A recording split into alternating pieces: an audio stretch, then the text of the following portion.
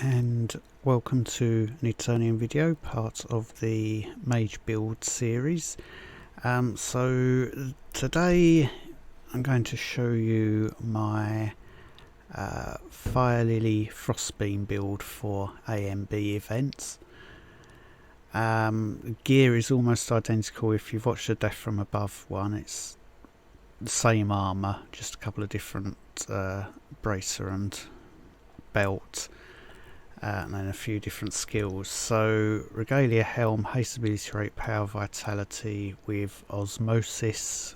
When it comes to push, you want osmosis because it will do more damage, or your damage that you do will increase the longer that you're in a boss fight or indeed on other enemies.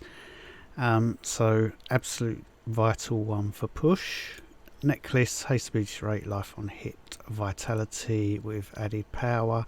I've gone with life on hit just because I like to be lazy and go toe to toe with Elben in the 140s. Regalia pads, haste ability rate, power, vitality with added power. We want to get as much power as possible. Regalia robe, haste ability rate, power, vitality with vitality, enchantment for some added toughness. Integralis mantle giving us haste ability rate, power, vitality, pretty much 470, 480 extra ability rate permanently, and enchanted with power. Talisman of power, haste, frost damage, power, vitality. Frost damage will increase the damage of Frostbeam and of thermal shock. Firelily, haste, frost damage, power, vitality. Gloves, haste ability rate, power, vitality, and I always stick armour on there. Bracer of mastery, haste, frost damage, power, vitality. I've been lucky and got a really good Frostbeam bonus here, 490%. Frostfire sash, vitality, frost damage, power, haste. Because it's celestial, it gets additional vitality stat. The pants, haste, movement speed, power, vitality with movement speed as always. Boots, haste, movement speed, power, vitality and movement speed. The ring of celerity, haste ability rate, vitality, power with power enchanted on. And the other ring, haste ability rate, life on hit and power with power enchanted. Igneous, vitality, ability rate, power, haste, celestial, so additional vitality stat. With Slayer, so when that procs we do a nice amount of extra damage. And the Glacis is haste ability rate, power, vitality, and then obfuscation to give us a bit of extra protection from enemies from the further away they are. In terms of abilities, we've got Frostbolt because we need that for the 100% chance of Northern Wind when we cast Frost Nova down here. Arc Lightning to give us 5 stacks of extra damage, 5 stacks of attack speed. Immolate, which will be triggering shatters during the mob roundup phase. It does do some extra, cause the target to take extra damage as well, so that's handy. Our Frost Nova is there for triggering thermal shocks and for triggering Northern Wind as we round enemies up. Frostbeam, level 10, so we're doing extra damage, double damage to frozen targets, which our Frost Nova, as long as it's hit an enemy, will put up Northern Wind. That will mean that everything is counted as frozen, or everything that's after us in combat with us, so we'll be doing double damage to all of those. Then power infusion for 40% damage for 6 seconds, endurance for extra life, and glass cannon for the 20% extra damage. If you are struggling with survivability, you can change gemstones to armor or vitality, or you can look to change some of your enchantments from power to vitality. You could drop glass cannon and stick in something like celerity for a little bit more attack speed, so you'll get slightly better, maybe one extra stack when you do a full channel of Frostbeam. But since for push, Firelily is not as good as a crit build, the more damage that you can put into the build, the better. I'm using Marcus and 2 healers. The ideal setup would be 3 healers.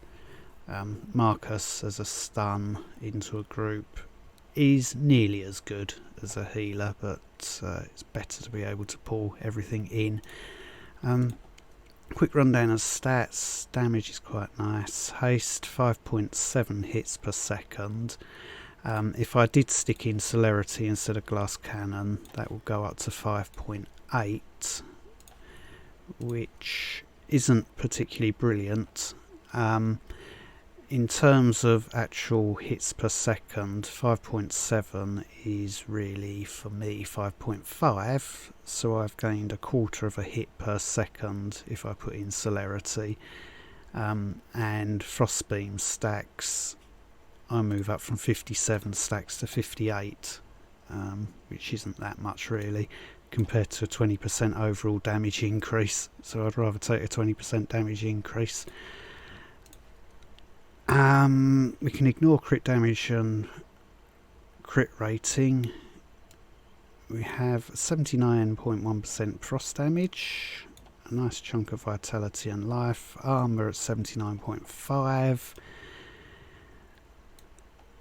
ability rate 1964. Some people might say it's a bit high. You can go lower than that if you want to put more defensive stats elsewhere.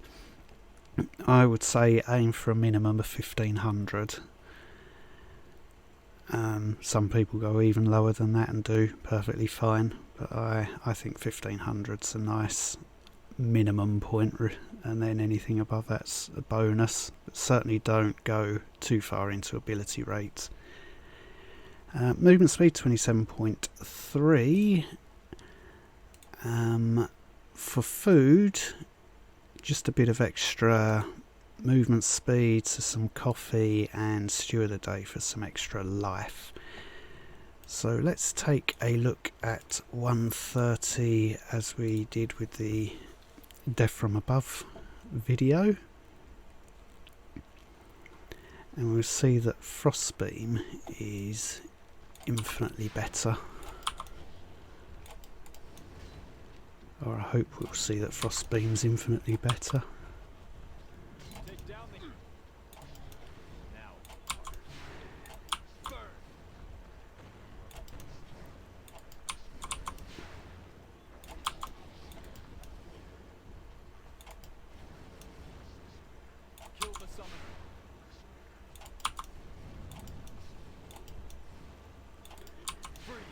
Find a spot where we can start beaming into a large group would be nice.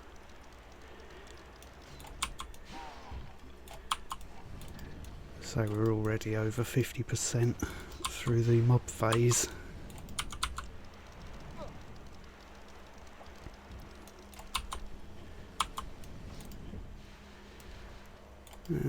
Not a great map, this.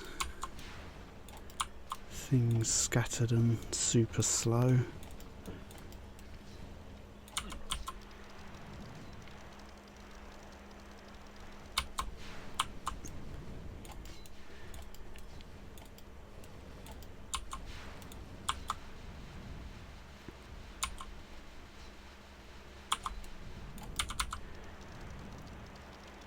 Hopefully there's enough of them there.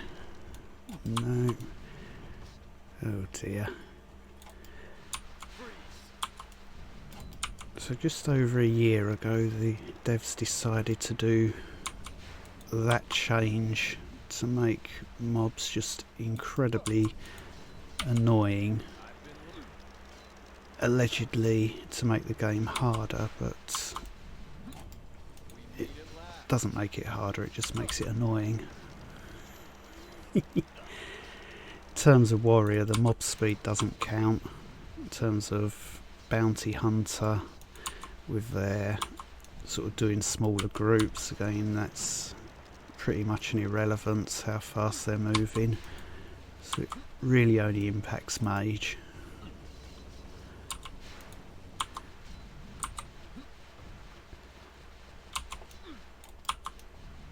Move around here so we can beam down this as well as Kara.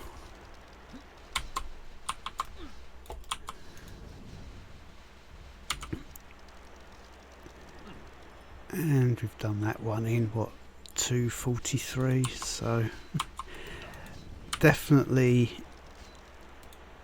if you want to use Firelily, Frostbeam is far superior to Death from Above.